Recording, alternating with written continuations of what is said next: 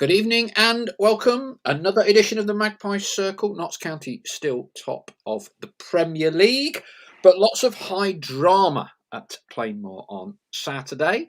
Mark Stallard among those, I think, considerably aggravated by refereeing standards and performances. One of the topics we'll be discussing tonight is should the National League be creating some form of, and I use the adjective loosely, an elite list of National League referees, extra training camps, as Stella said before, getting them more involved with some of the bigger clubs, trying to increase the standard. All very well going on about the individual qualities of refs, but are they being adequately prepared to be plunged from, a National League South game with 100 people to 10,000 at Wrexham, 8,000 at Meadow Lane, and all the rest of it? Quite a steep learning curve, I would suggest. Others, I suspect, will be rather less charitable. Hot topic too. Ruben Rodriguez, 2 yellows. Was it careless or petty officiating? Or was it a bit careless by Ruben to be handling the ball in the first place? Not really sure there was any need to. And possibly the most important hot topic tonight, are Notts now learning how to win ugly? Something I bang on about quite a bit over the last year and a half. Noticeable, several of the players on their social media accounts were using that exact phrase, how good it is to win ugly. And we certainly seem to be producing those kinds of displays at the minute, which means we're still above Wrexham. So, Stel, a very warm welcome this evening. Have you calmed down yet? Because you was a bit lively, weren't you, on Saturday? Yes, I've got my heart rate under control. My watch is telling me everything's fine now after a couple of nights' sleep and what have you. But I mean, look, part of it is the love that we've all got for the game. In the 90 minutes of the game, it gets you riled up, and I don't think there's many people it doesn't who go and watch football matches. But Saturday particularly was just, and I'm trying now to watch my words a little bit to try and be fair to Rev, because I don't want this to come across as being, let's just have an hour of moaning about officials, moaning about all refs are rubbish. Absolutely. Everything's terrible about the game. Because coincidentally, and I don't know it's karma, but I did see a story about a young lad, who, again, 15-year-old, who got abused at the weekend on a Sunday football game. I think whether it was this weekend or the previous weekend. And I appreciate that there's got to be a pathway through and everybody's got to develop. But just on a purely 90 minutes, Torquay v Notts at Saturday, Mr. Paul Johnson had a really, really, really, really bad game. And it matters. The problem is it matters so much. And that's where the passion and the enthusiasm that we all have comes from, because it's so important. Decisions that the referees make, not just the ref on Saturday, but the decisions that the refs make in game affect so much. There's monetary, effects from it, particularly when you're looking at Notts and Wrexham sort of going toe to toe, trying to get back into the Football League, and the amount of money it's worth. But it's players' livelihoods, players' careers, fans travelling, spending their money. There's so many repercussions from it.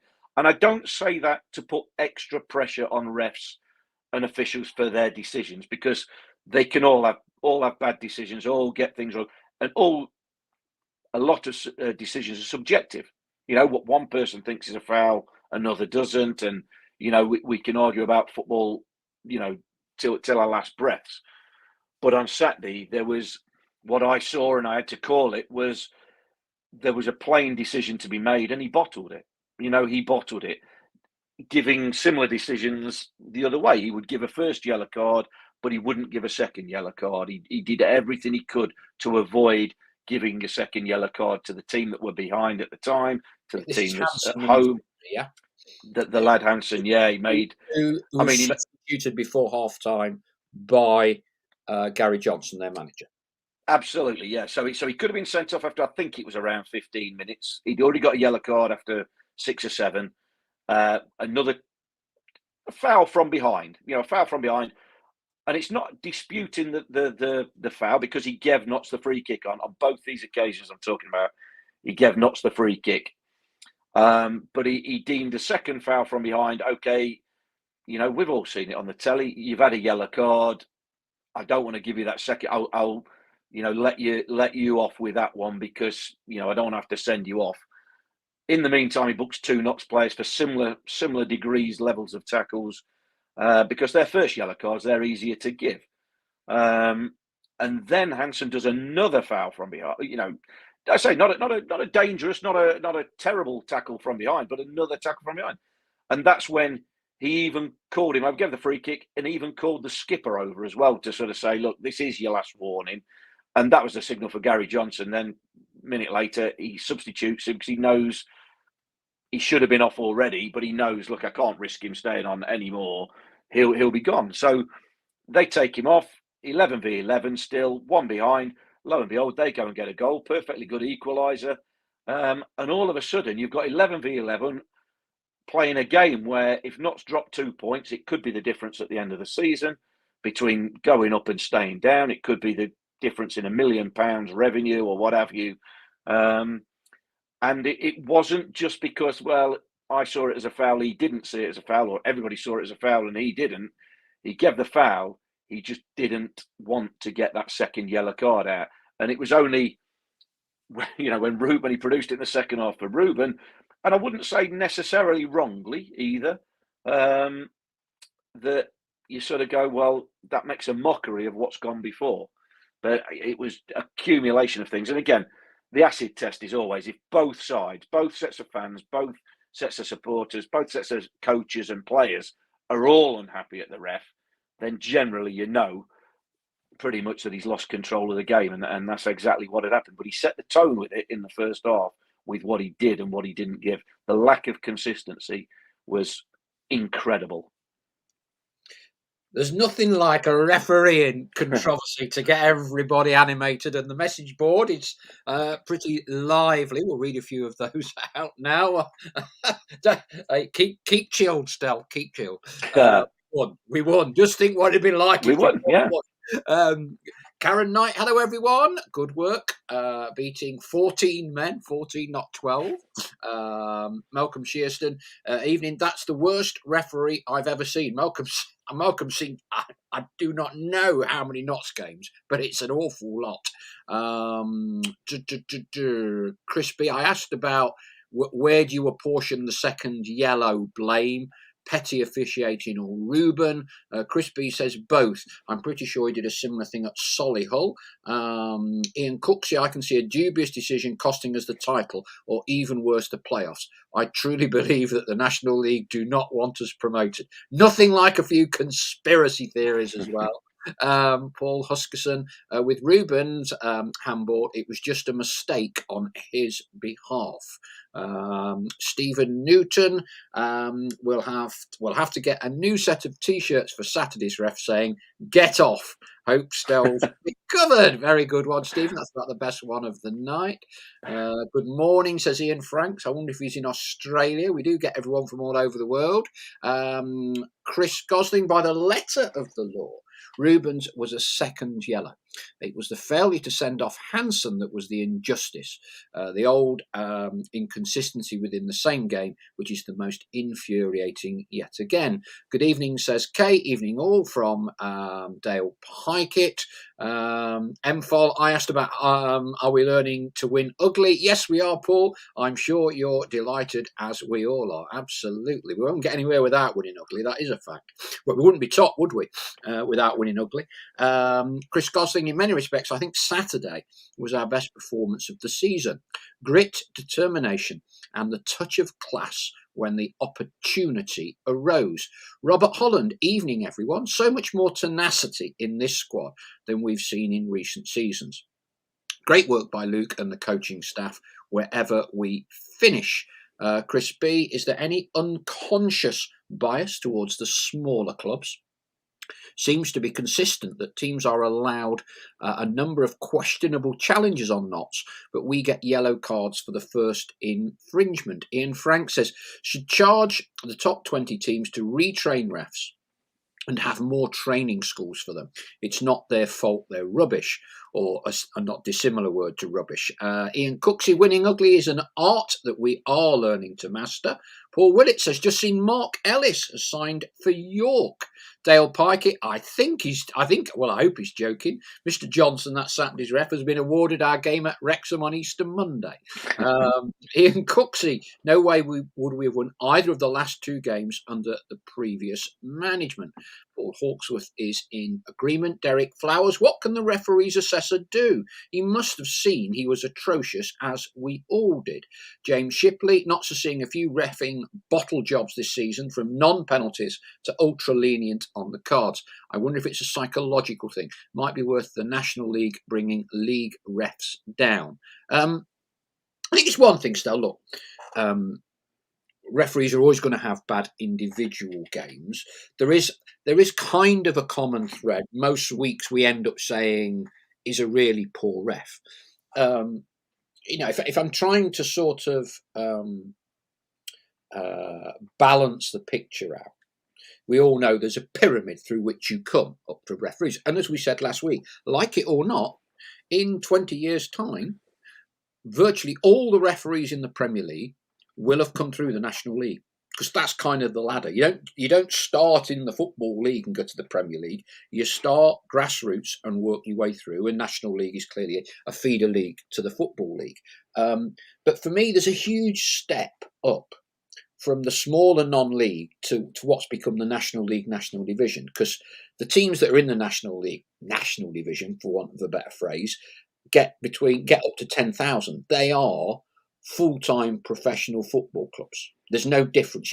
Wrexham, Notts County, Chesterfield is probably a tougher ground to go and officiate at. And I'm not being disrespectful here, but it's going to be more intimidating at those three grounds I've just mentioned, for instance, than Morecambe, Stevenage, those sorts of places. Can and should more be done to get referees cuter, less likely to be intimidated? Because I think a lot of these guys are going from refereeing 100 people, I don't know, I'm making a club up, Dulwich Hamlet, to all of a sudden it's 6,000 at Meadow Lane. And you've got full-time professional club staffs. They know the way around. They know how to sort of, coerce, persuade, and all the rest of it. For me, it's almost too big a cultural shock at the minute, and I think the National League needs to give them more help.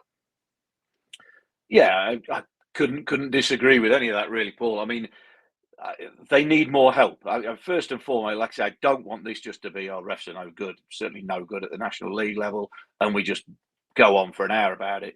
Yeah. But I do think they could be helped massively. And obviously, can they be helped? That comes down to finances. Largely, it comes down to finances, because they're not full-time referees. They work. I assume most of them, if not all of them, have a day job. They work.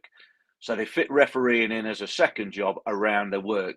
So there's got to be the financial incentive or the financial sort of recompense for them to put the time and effort into doing things like say, if it's, they can't do it day in, day out and go and, like I say, I advocate for full-time refs to go and work with professional players, go to the training grounds, referee some training games, go and see what goes off, learn about the fouls, the bits that go off, learn about the game. I mean, I call it, I don't mean it any disrespect when I say some refs, you're saying, Saturday was an example, he looked like he didn't know the game. He knows the laws of the game. I'm not saying he doesn't know the rules or the laws of the game, but they don't know the nuances, the little tricks that professionals do, the things that go on. And he was just, throughout the game, just buying. Every time a player went down, it was a free kick. There's not enough contact, but a referee sets the stall out early on, and he just, the chaos that ensued sort of brought on a bit himself. But yes, they can be helped. Now, how that depends on finances, because again, when you're working, you've only got 5 weeks holiday, 4 weeks holiday of a year. They're going to go away with their families and whatever, just like normal people. When do you fit in? We want you to go for a 2-week, 2-week intensive training course at wherever, Man United or wherever it is going to be. And, well, hold on. Who's going to pay for that? Who's going to cover them for that? So it's difficult. It is difficult. Part of it's got to throw back on the refs and say, well, if you're looking to get up the ladder, if you're looking to get in the Premier League or go as high as you can go, then you've got to invest in yourself a little bit. You've got to invest in yourself and back yourself that you need to improve and upskill, just like players have to. But it's difficult. It really is difficult to throw a blanket over all officials and say, yeah, you need to do X, Y, or Z. They need help, but I would advocate that. I mean, cracking me that they moan about officials in the Premier League, don't they? And the Football League and all the way down. It's just, and part of it is it's a little bit of our own medicine, isn't it? For being at this level, you get the referees and the officials that referee and officiate at this level. So, can they be helped? Yes, I'm sure with the money that's in the game, and I know it's not a wash in the Vanarama National League, but with the money that is in the game, let's face it, there aren't that many officials, at a, if you want to call it elite level, there might be 100. There might not even be that, who could seriously go into the Premier League, the Football League, the National League, and take what we're calling elite level football and refereeing and, trying to drive up the standard as opposed to, what we maybe get at the minute, which is, I don't want to say it's not good enough, but it could be better. It definitely could be better. Yeah, you see, I think it's an opportunity in some respects for the National League as well, because when we had Mark Ives, the chief exec, on the show last year, now he's a former referee, so clearly it's a subject you would think close to his heart, and the National League and they've been quite successful, I believe. It's been fairly well received by the Football League. They're desperate to get more money. They're desperate to get the extra promotion place. And if you notice, as we've discussed previously, in the debate about the football regulator, which I understand is going to be coming in, they talk about the regulator being responsible for the top 5 tiers of English football. That was in all the leaked material. Not the top 4, the top 5. And kind of as it stands, the Football League will be more amenable to being inclusive with with the National League, because they want to preserve the gateway to the Premier League. And at the minute, someone explained to me how this works: 3 up, 3 down from Premier League to the Championship. 3 up, 3 down from the Championship to Division 1. 4 up, 4 down between League 1 and League 2. 2 up and 2 down between the National League. So, as I understand it, or I'm told, where they're looking at is you lose one of those, the 4 between League 1 and 2 becomes 3. Yeah, and it becomes 3 up and down National League. And the Football League don't want the huge parachute payments to a small number of clubs. So the theory is that 150 million, it's 50 million a year parachute, gets, if you like, distributed among the league clubs, and a bit of that pot goes to the National League as well. And for me, if you're Mark Ives, you're canvassing for some of that pot of money to improve refereeing standards. And you almost want the National League, National Division, to be in all but name the 5th division. And you want it to be fairly seamless. Whereas at the minute, it's a yawning chasm, isn't it, really? It's a yawning chasm. So I think there are opportunities if the National League are going to be progressive and proactive. We'll see. But I do actually think there's more chance now of getting 3 up and 3 down within 18 months than I would have thought possible when Mark Ives was kind of saying it, 18 months ago. I think there's a realistic chance 3 up, 3 down in 18 months' time with the football regulator. That'll be interesting to see. I mean, I think everybody would say that makes sense. And I would love to, you went through the list there and of the ups and downs. When did and why did, more probably why did they move League One and League Two relegation and promotion to 4 places? What was the thinking behind that? I think historically, it's always been 4 going up from the bottom division of the Football League, I can't think of a time when it wasn't. Oh, no, you're testing my memory. I would can't love to. remember I it being would 3 love to up. know the thinking. I would love Yeah, to know the thinking behind that. yeah, You know what you would think, wouldn't you? Promotion, relegation. We're going to have 3 up, 3 down from every division. well, Yes, we know the that's why I Premier think League. there's a real chance now National League will get it. I think there's a real Yeah, chance. yeah. I mean, we know the Premier League wanted to tinker it, didn't they? And originally, where only 2 went down because they wanted it to try and get it as closed a shop as possible. Those that were in Exactly. it wanted to preserve themselves. Which is what the Football League have got with the National League. Exactly.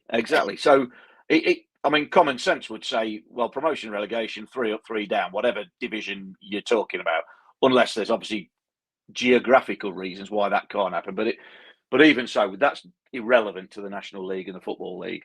So I can't remember if it's always been the oddity, if you like, that there's always been 4 up, 4 down Yeah, between Andrew League One and League Blaverick, Two. one of our older members of our flock, I think he's probably got this bang on.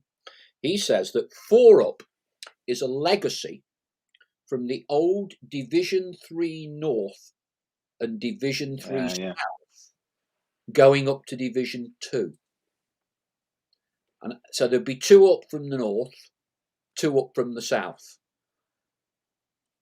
And well, I mean, that makes right. And I reckon I'm trying to think. Come on, Andrew. When was that? I reckon that's late 40s, early 50s. No, I thought the National League North and South. I thought that went on into the 60s.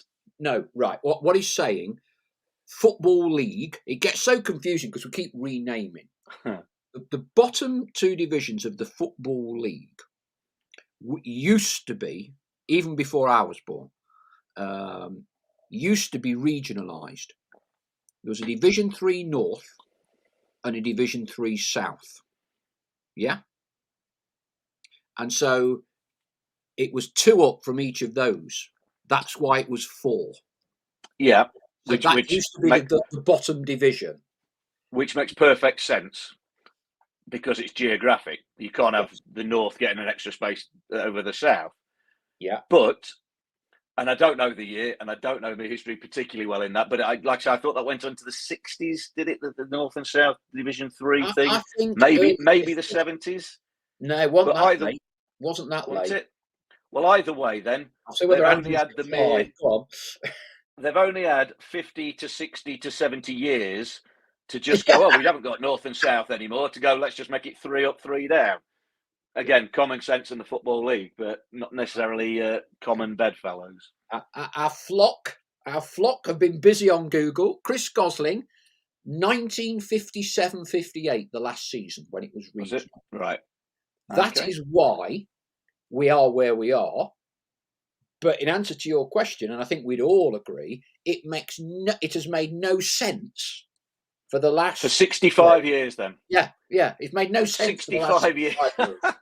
Yeah, 65 years to realise that something's not in kilter with everything else. Yeah, that sounds about right. But no, we've got to the bottom of that. But genuinely, I do think there's a fair chance if the National League do it properly and canvass properly and have the right discussions. I think there's a real chance it could be 3 up, 3 down. Well, if they do, and if that does come in, and we'll look at this independent regulator and see what they actually come up with. But then I think you are all but. You may as well just call it the 4th division or 5th division. Rename it. Forget this non-league, because essentially all the clubs in there are virtually full time anyway now. I think if they're going to do that, then it becomes a 5th division, and you maybe alter the sort of ramifications of what clubs need to meet certain criteria to be in there. I.e., can we have full-time teams? Do we need to reshuffle the numbers in the divisions? Like it's a big a big topic, and there'll be a lot of ideas and a lot of people with different ideas of what should happen. But you know, look, we just need that pathway back into the Football League, whether it's one place, two places, or three places. As long as we get there and get there sooner rather than later, we're Okay, not plenty overly more to concerned. read that. Crikey, yeah. Ian Franks says, I like how fired up the players were at the end of the match. On to Chesterfield. Chris Gosling hoping Woking and Chesterfield kick lumps out of each other tomorrow, and it ends up 8-aside. It's Jarius says refs give yellow and red cards, but I'll give Stell and Charlie a green one. What a duo they are! Yeah, green cards are floating around now, aren't they? There's some foreign league where they are in. John Paul, I think more should be done to get players who didn't make it into football to become refs, so as to understand the game more. We kind of touched on that discussion with one of Stell's old Notts teammates, Ian Richardson, who went down that route. Ref Gedling United versus Poets Corner, I think, on Burton Road playing fields about 15 years ago. I was probably about as high up as he got up the footballing ladder, and I think he jacked it, didn't he? He got a bit disillusioned with it, didn't he? But he was hoping to do exactly what you were talking about there, John. Yeah, absolutely, and a lot of people have suggested that, and and it makes absolute perfect sense, doesn't it? The reality and the downside of it is, and I can tell you this as an ex-player, is A, there's not enough money in it. B, once you've had a sort of a career, it's a long way. Then you have to start doing the Parks pitches, and Rico was.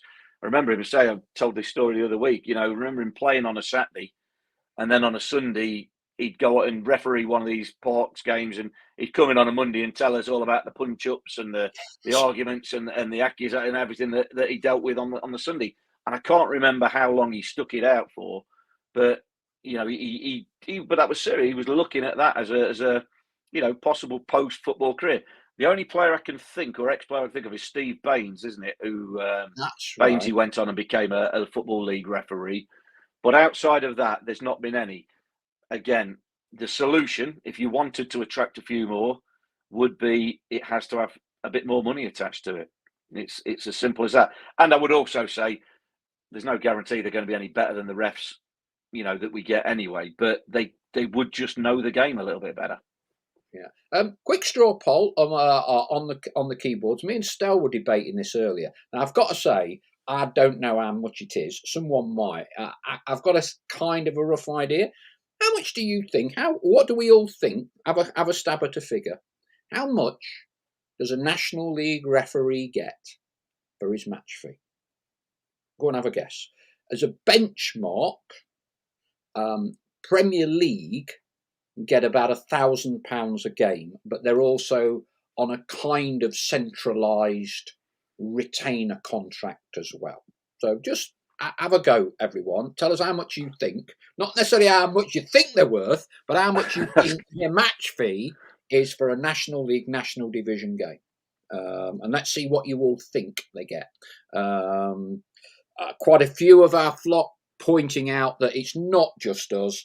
League Two, League One, Championship, Premier League all complain about referees.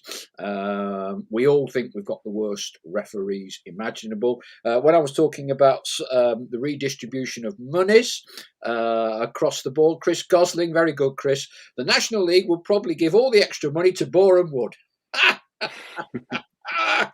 Well, they can't give it to Dover now because they got relegated, didn't they? Yeah. Well, they relegated them, demoted them, didn't they?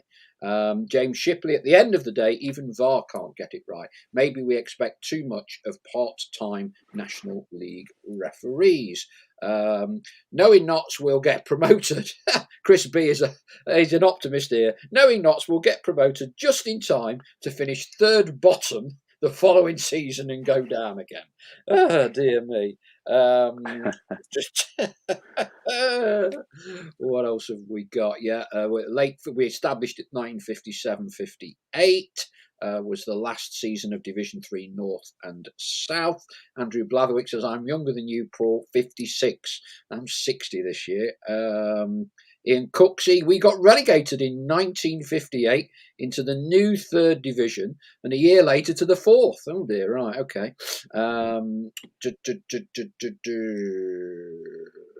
How will 3 down work, says James Moore, when you have the National League North and South, as down needs to be an even number? I would assume you would have 4 go down out of the National League on the basis that there is a National League North and a National League South feeder. So it'd either have to be 2 or 4. I'd probably argue it should be 4 to promote as good a pathway as you can have. But I imagine that's what would have to happen. Well, you could even have a 3, couldn't you, and just have a North v South Super playoff final, yeah, which might yeah, get a few, yes. might get a decent crowd again. Anything to raise a bit of money, isn't it? That'd be a big game.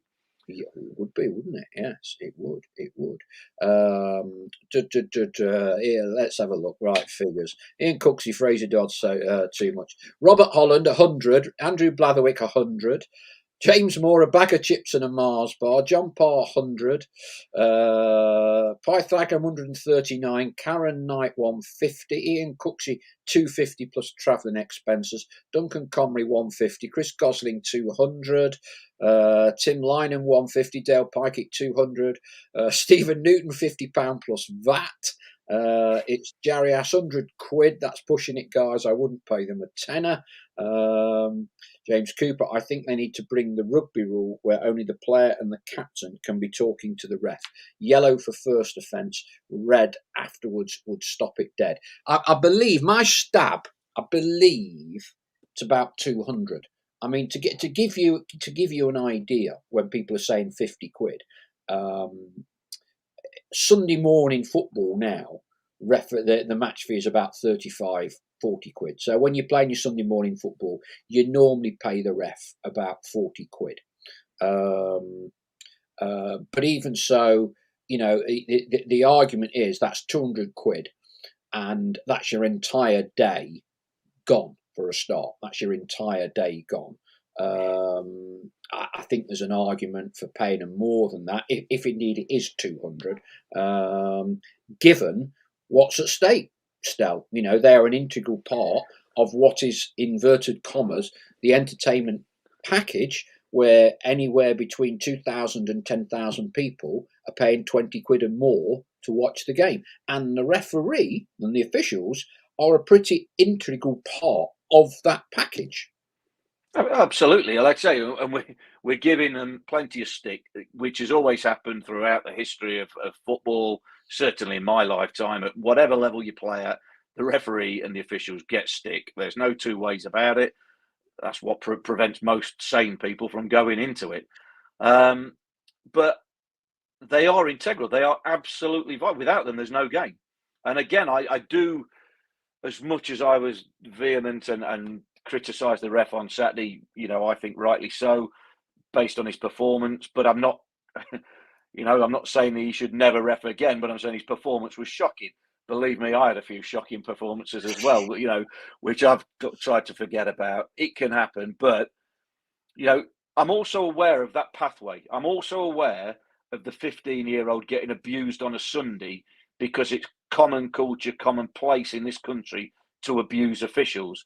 And you're getting parents and, dads, mums putting on about their teenage son who's going down or wants to go down the officiating route, getting abused by grown men on the sideline of a kid's game, where the kid's game doesn't happen if there's no ref.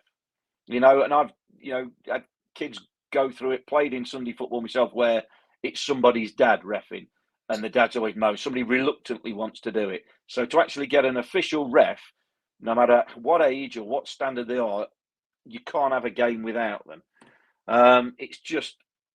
It's really, really difficult. So we have got to try and make that possible. Now, how you do that, I would say it's nigh on impossible to find a pathway from young lads coming through, ex-players who maybe, don't have long careers, but it's some way of staying within football and trying to encourage them to become professional referees, if we're going to term them professional, i.e. paid. But there's got to be that incentive. There's got to be that pathway. And how do you do that with them bypassing the Sunday morning, 22 hungover fellas looking to kick 7 bells out of each other down the local wreck, getting their tyres slashed and the windscreen put through if they give a decision against somebody or whatever. So it's a nigh on impossible conundrum. And like I say, let's face it, it's been ingrained in English football for years and years and years. So it's really, really difficult solution. But if we can find a way of improving standards, then I think everybody would be happy. But I agree with whoever put the comment about VAR. Still decisions that everybody contends with there, and they're not getting everything right with that. And I hold my hand up. I was an advocate 5-6 years ago to say bring video assistance in, and I would now go, do you know what, get rid of it, because the way they've implemented it has been absolutely useless.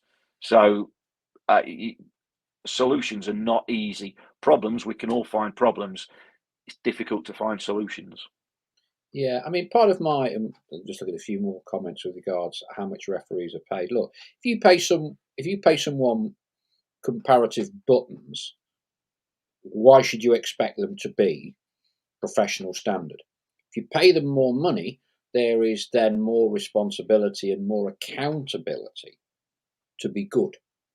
Yeah, I think with the money, look, take the referee on Saturday and pay him £10,000. He doesn't become a better referee overnight. The money is just to facilitate them taking time out of their lives to do the extra training, to spend more time on refereeing, because, like we say, they've got a job they've got to devote time to. They've got a family, no doubt, that even refs apparently can make relationships with people. They've got a life. As foreign as that might seem, but they've got a life. So the money is to say, look, we've got to reward you because you need to spend more time becoming better at refereeing. So you need to devote more time to refereeing, i.e., you've got to cut down on your other work commitments. And nobody's going to do that unless they're rewarded equally for it. So it is a sort of a difficult situation. Money in itself doesn't solve any problem. It doesn't make anybody better at refereeing, just like it doesn't make anybody better at football. But it incentivizes the fact that, right, you've got to, for that money, you've got to give so much more back than previously. Okay, let's just square away, because we did ask the question at the start of the show. Ruben, he misses Saturday, one game, 2 yellows, the second of which was for clearly handling the ball as the ball was going out of play, but the officials have deemed that the ball hadn't crossed the line, and so therefore Ruben batting it back towards their keeper, they've then applied, if you like, the letter of the law on the basis it's a deliberate handball, what else could it be, and given a second yellow. Now, part of me says Ruben's kind of given him a decision to make, which he didn't need to do. I thought that was quite careless, really, given he's on a yellow. If you're the manager, you're Luke Williams. This morning, whatever, would you have a quiet word with Ruben or not, or just leave it? I think Ruben will know. I think Ruben will know he's not daft. I mean, look, since that, and we had a monumental trip back, I'm sure, like everybody else did that went down there. And now, Charlie, I think we did have a look, and I've even been on IFAB today to have a look at the 210-page document for the laws of the game. And to go back to we can't see anything in the laws of the game that says deliberate handball is a definite, automatic yellow card. There seems to be there's discretion of the referee. So the referee gives it. He's not done anything wrong. He's used his discretion. He's given it. Frustrating is the big thing. I like say, yeah, Ruben, you're going, what are you doing? Just let it go. Like I say, but then you're giving him a decision to make. So the actual decision to give him the yellow card for that is not the reason I would criticise the referee on Saturday. It's the other decisions where he did or didn't give yellow cards for the inconsistencies is where the problem lies. As far as Ruben goes, in a perfect world, sat here on a Monday night, you'd look back and go, you know what the referee was like. You know what the fans were baying for a little bit of blood. We were 2-1 up again. You know he's going to favour the team that's in the relegation zone. Don't give him a decision to make. Just let the ball go out. He wasn't seeking to gain an advantage. There was nothing to be gained by doing it.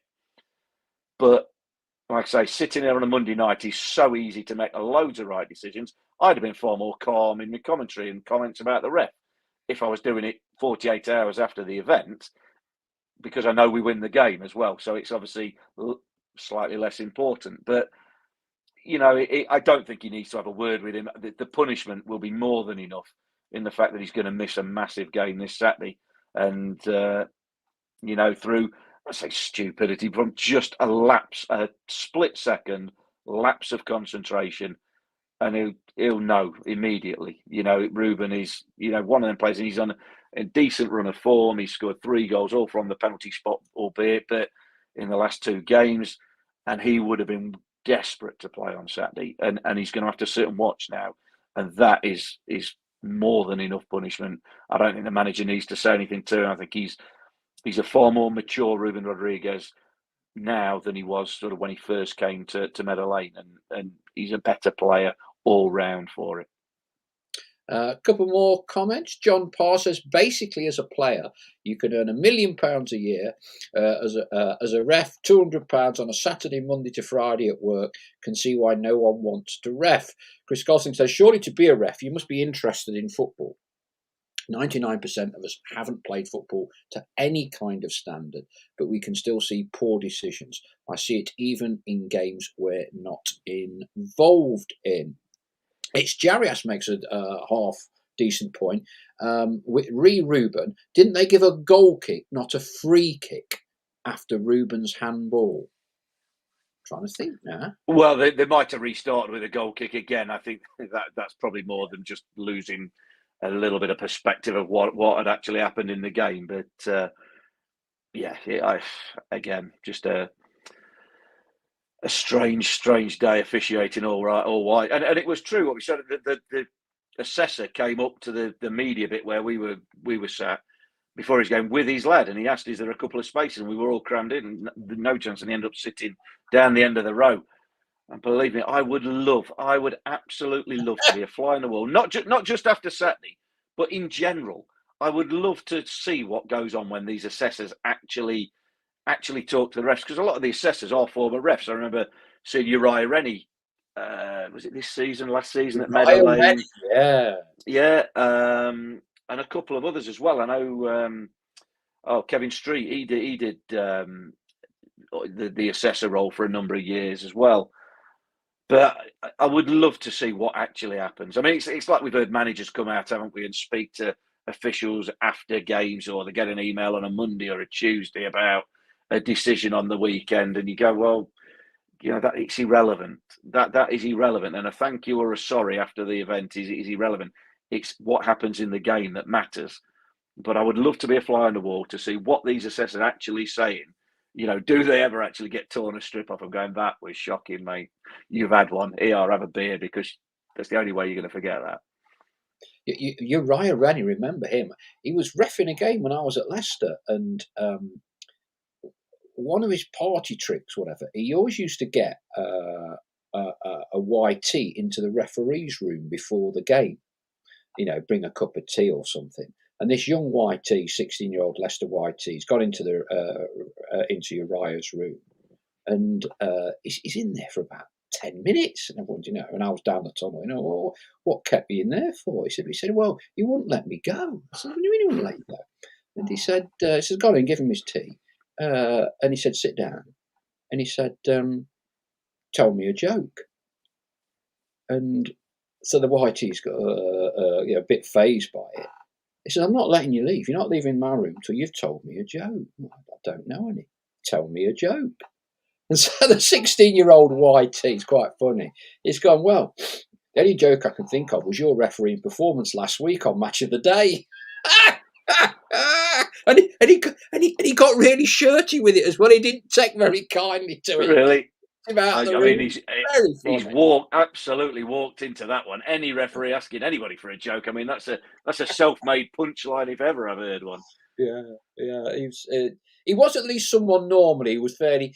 He had a bit of an ego, didn't he, as a ref? I remember him up and down, you know. Yeah. But anyway, A lot of them do, and a lot of them did. You know, I try to remember very early days, referee by Roger Milford. Remember him yeah, of with the the silver hair, the perm and the suntan, sweatbands. permatan. Yeah, Yeah, yeah, right. But again, different era, different time, different way of refereeing and officiating. But yeah, you had him, and it was the David Ellery, wasn't it? The Eton schoolmaster. You know, David it Ellery. was mic'd up when Arsenal played Millwall. That's And it. that reared Just the its one head game. on. They didn't do another one, did they? They didn't do another No, one with no, Left Spike Tour. they decided that was not the greatest idea ever. Anyway, we'll try and finally move off refs for the final quarter of the programme. Chesterfield. No, hang on. Before we go Chesterfield, one thing I think perhaps we can all agree on, I think, winning ugly. We seem to be mastering that art far more successfully than we have done for quite a while now. Yeah, correct? Yeah, I mean, winning ugly is a bit of a catch-all term for a lot of Yeah. things, isn't it? But But I you know, think the point Saturday's game. being, yeah, Oh no, you're right. Yeah, you're right. I don't disagree. I mean, it is when you come up against a team like Saturday who are set up by the manager to try and think what is the best way we can disrupt Notts County. If you're yeah, Gary Johnson with his torquay players, you're not going to sit down with them and as, for all the best will in the world, you're not going to tell them we can go and play these off the yeah, park. yeah, Absolutely ridiculous. So what do? Go and get into them. Go and get rattled into one of it. Don't allow them to get on the ball and just pass it around and have a bit of time, make it all nice and easy for them. Go and upset them. And when we get the ball, turn them around, put the ball in the penalty area, get stuck into them, let them know we're there.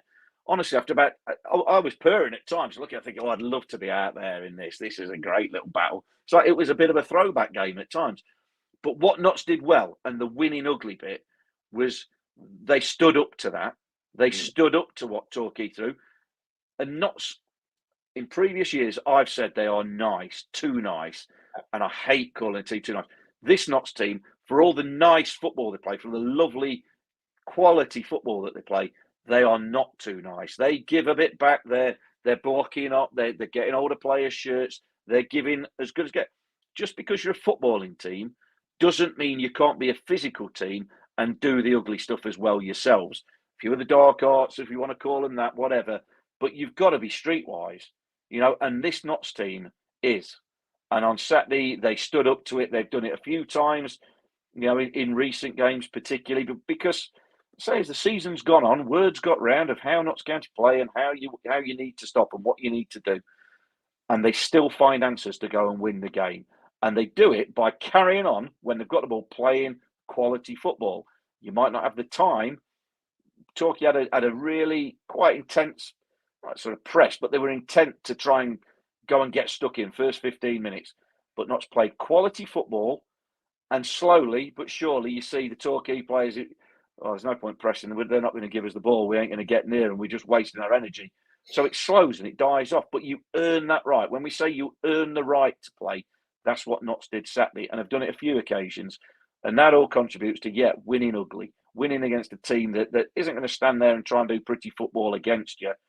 They're going to try and ruffle you up, ruffle some feathers, upset you, and do whatever it takes, and not to finding a way to win, not just get a point, but win. And that is, like I say, that is. I said it on Saturday. I said it's what champions do, and we may or we may not go on and be champions this season, but that is what champions do. They go and find a way of winning, and credit to them, because I thought they played some quality football, and withstood a bit of a battering, and that's before we even talk about the officiating. AD Clark, Chesterfield-based Notts fan. Don't worry, it's giving out frost again. Yeah, it's forecast to be very cold this weekend, this Saturday in Chesterfield. And cue various comments about the pitch coverings. Andrew Blatherwick, they'll make sure they get the covers on this time if they know Ruben is out. Mixing it up is the old saying still, says Andrew Blatherwick. Chris Gosling says Paul Cook had a pop at Chesterfield's travelling fans in his post-match Saturday interview. Okay, so we're winning ugly. We're keeping our noses in front of Wrexham, who, 81st minute, Altrincham equalise. Come the end of the game, Wrexham have won. Debutant scores, centre half, all the rest of it. What are you expecting Saturday from Chesterfield with Notts without Ruben in the ranks? I think Paul Cook will stick to what he does, and he'll want his team to play. They'll obviously want to get around Notts. It's a big game, it's local derby for this division, and Oh yeah, big atmosphere, really good atmosphere, loads of travelling fans, full crowd, full ground, and they're coming off the back of 2, maybe 3 defeats, depending on tomorrow night how they go on. So look, he'll know it'll be a tough ask, tough game, but he'll have his players right up for it. You can bet that. I don't think he'll go away. I think he's that experienced, that long in the tooth. I don't think he'll go away from what his team do, and that is they'll try and pass the ball, they'll try and play in the right way. They'll maybe not play as much as Notts. They'll try and get the ball forward a little bit quicker, but I don't think they'll go to Torquay's lengths because he'll back himself. He's got better players than Torquay have, certainly, and he will back his players to be able to play, to be good enough to play. So, again, it's going to be a slightly different sort of game, I think, but no quarter given. Certainly first 15, 20 minutes, I would imagine both teams are going to need to come out of the traps quickly because there's so much at stake. I think, Chesterfield have almost played their way out of any thoughts of automatic, pretty much. But they'll still want to get one over on Notts and just keep themselves clear of the chasing pack. Draw's really no good to either team, is it? Because for Chesterfield, having lost at the weekend, clearly they've got a game tomorrow, as we've heard earlier. But really, Chesterfield need the 3 points, don't they? Because they would have, if they're going to make inroads into Notts, they have to win Saturday. And I think, as you said before, given the way Wrexham are turning teams over, Notts basically have to keep winning. Doesn't mean they will do, but the mindset here is a draw will be the worst possible result for both teams, really. Yeah, you're right. I mean, a draw doesn't satisfy either team. Yeah. So that I think adds to the mix. I think you're right. Chesterfield will be wanting to win the game. Obviously, they're at home. They've lost a couple. They're losing ground on sort of Notts and Wrexham. And I think probably realistically they are out of that race. I don't see Notts and Wrexham slipping up to that extent. But I think a draw, while not what Notts want, is better for Notts than it is Chesterfield. At least with Notts, you go, well, Chesterfield got Wrexham at the end of the month. They've still got them to play. If they can take points off them, hopefully they beat them. For us, that can do us a favour. But you're right, neither team want a point. Both teams will be definitely going there to try and win it. And like I say, there's enough quality in both teams that any result can happen.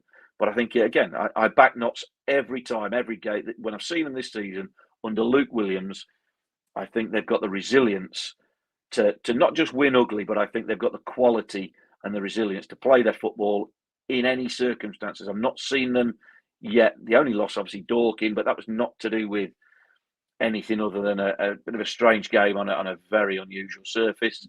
But I've not seen them overawed by anything. I've not seen them freeze at any stage. They've shown, character and bottle, particularly in these last few days and last few weeks and games. Solihull away coming from behind, Torquay being pegged back and everything that was thrown at them there. So, there's immense character in this Notts team, and they'll need character because they'll have to, put up with the fact there's no Ruben. So somebody's going to come in and have that expectation of you've got to make something happen. So tough game, really tough game. But I back Notts every time this season with what they've shown us, with what we've seen. I think Luke Williams has got them just that steel in them that was lacking previously. On the subject of no Ruben, Zedo asks team selection. Who, if we're all playing Football Manager, who comes in for Ruben? Jody Jones or Kedwin dropped straight back in with two up top? What would you be? What would you be thinking, Stel? I would. I said on Saturday, I would. I like the look of Jody Jones since he's come in. You know, when players come in, you want to see, is he how match sharp is he? Has he got that desire dropping down out the league? You know, what's he sort of, what energy is he giving off? And I like what he's brought. And I think as a replacement for Ruben, somebody you're looking for a bit of creativity, a little bit of flair, maybe a little bit of license to just try stuff that you know, rather than just playing simple football or the straightforward pass, looking to pass forward, maybe taking a risk with the ball at times in the right area. I think he's got the ability to do that. That's not to say that others haven't, but I think as a sort of saying like for like replacement, but as close to a replacement for Ruben, I think he could be the creative, you know, player who can bring a little bit of X factor that we're going to miss by not having Ruben. Chris Gosling agrees with you, Stel. Jody Jones, time to shine Saturday, I reckon. I'd be tempted to bring Kedwin back in and have the two up top. He does seem to play as many times away from home as he does at home, Kedwin. So I'd be one of those two, I would imagine. One player we won't have to worry about on Saturday is Kamongo Chimanga. He's got his move to the Football League belatedly. If you're Paul Cook, if you're a Chesterfield fan, how much of a nail, not if not a nail in the coffin, but how much of a disappointment is that to you? I think that's a double-edged sword because, I mean, obviously his goals is a miss. You know, you can't lose a striker with that many goals over his time, actually, not necessarily this season, but over his time, and say it's not a miss.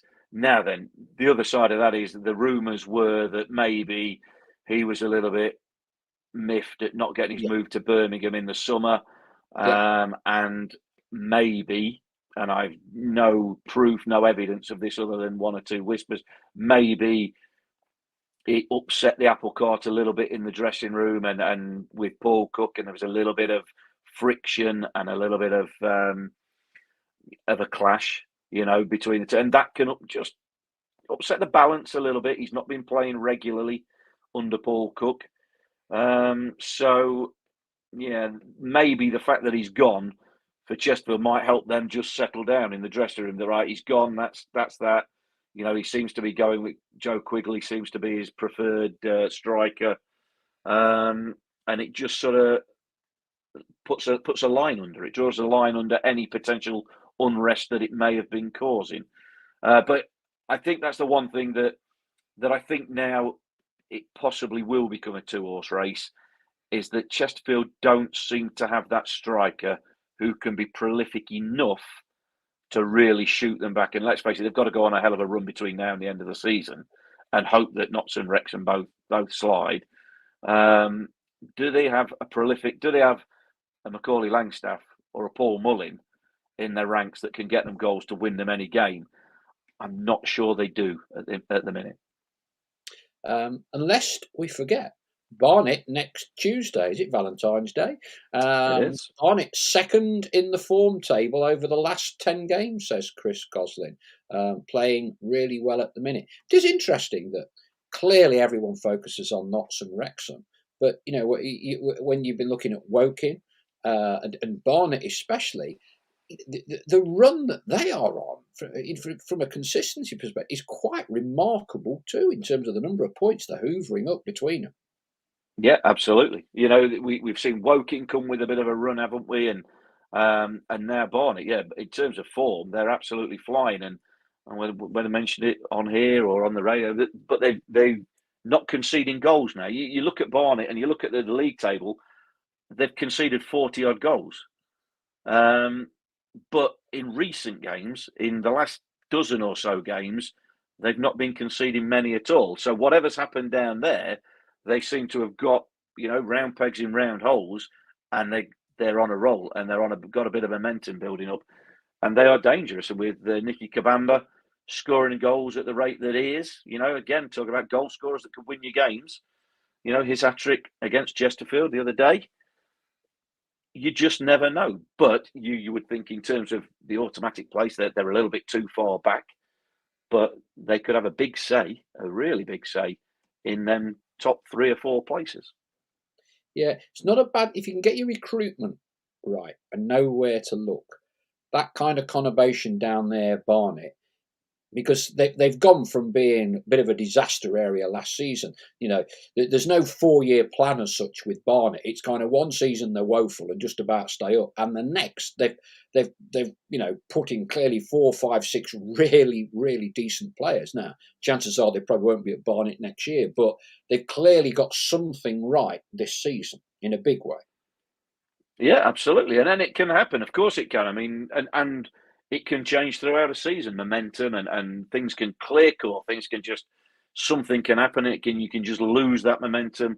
Say it was Southend early on this season, wasn't it? They were on a roll when we played them down there. They seem to have just there at the minute, though. Yeah, exactly. Yeah, massive problems off the pitch, but that they've slipped away a bit. Woking, and that they were on a roll up until last game or so. Now they're going to have a big say as well. They've got to play. All these top teams have still got to play each other. It's going to be fascinating. There will be points dropped along the way. There will be upsets. There will be something we didn't see coming. But at the minute, in terms of form and in terms of teams coming up on the rails quickly, I think Barnet might well be just the team that might surprise you and force their way maybe into that top 3. Yeah, because I guess that would be they're probably of more concern to Chesterfield, aren't they? Because if you're not going to finish top, there's a distinct advantage to finishing second or third, one less game, Absolutely, and yeah. you have a home semi-final.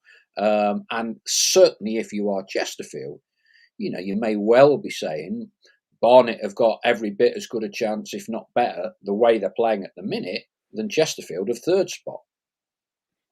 Absolutely. Yeah, I mean, Barnet have just beaten Chesterfield, haven't they? 3-0 convincingly. Um, they are the team in form. They're on a roll. Again, it can change. Of course it can. But while ever you're on the crest of a wave, you want to keep riding it. You want games to come thick and fast. And there's no better time as well in the season to be in form as when you come down the stretch in the final sort of 15, 20 games of a season. But again, still a long way to go. Still a long way to go. There will be upsets, twists and turns. So it's all to play for. Like I say, I think at the minute you're looking, there's a 2-horse race for the automatic spot. And then there's probably 3 teams, 4 teams who are looking at, well, that other place is second and third. Whichever team, not so Wrexham, doesn't get first, you imagine you're going to get second. And then you're still playing for that third place, which is a big prize, a home tie, a home semi-final in the playoffs. As we know in the playoffs, that is a big incentive to try and be that team to get there. So plenty to play for. Ian Cooks, he says, we beat Barnet 11-1 on aggregate last season. Wouldn't mind a repeat. Yeah, wouldn't we all? Greetings from Remy Sky, who's out in New York. Since Ryan Reynolds, the Deadfall, threw a tantrum and got the matches on demand, I have not been able to get the radio broadcast, so I've missed Stell's commentary. Blessing in disguise. Yeah, but can you not get the matches live now, Remy? My understanding was so for Torquay, if you'd logged into National League TV and paid your, I don't know, whatever it is, $12 or whatever, then you would be able you can watch the games live. In England, they're kind of geo-blocked or whatever it is, so we can't get to see them, or fans that don't travel to away games can't get to see them. I think you should be able to watch them live now. Thanks to Ryan Reynolds, because he kind of brought the rule in. I think that just about wraps it up for this evening. Bumper edition tonight. Very busy on the message boards. Stel, goes without saying you're going to be there Saturday, yeah? Absolutely, yes. Looking forward to it. Yeah. Will Charlie be there, or is he on? Or do we? Yeah, not no, know Charlie's there. Charlie's there this Saturday. Very good. I don't. We've obviously sold out of tickets. I have seen 1 or 2 people who can't make the return, this rearranged game, putting them up for sale on various outlets. But you can, of course, watch it live on the telly if you can't get there. And of course, it's 5:20. Remy Sky. Yes, I can get the TV now, so I guess secretly I owe the Deadfall some thanks. But until the streaming service, I was listening via BBC Radio Nottingham. Okay, I think that's about it for tonight. Thank you very much indeed. Safe travels to Chesterfield on Saturday for those of us who are going. Stel, thank you as always for No problem. time. Glad to see you. You've cooled down a bit. Absolutely, yeah. We'll be back Decompressed, that was it. We'll be back next week, and let's hope come 7:20, as it will be on Saturday, that we will continue to be top of the National League. That's it for tonight. Thank you very much indeed. Good night. Cheers.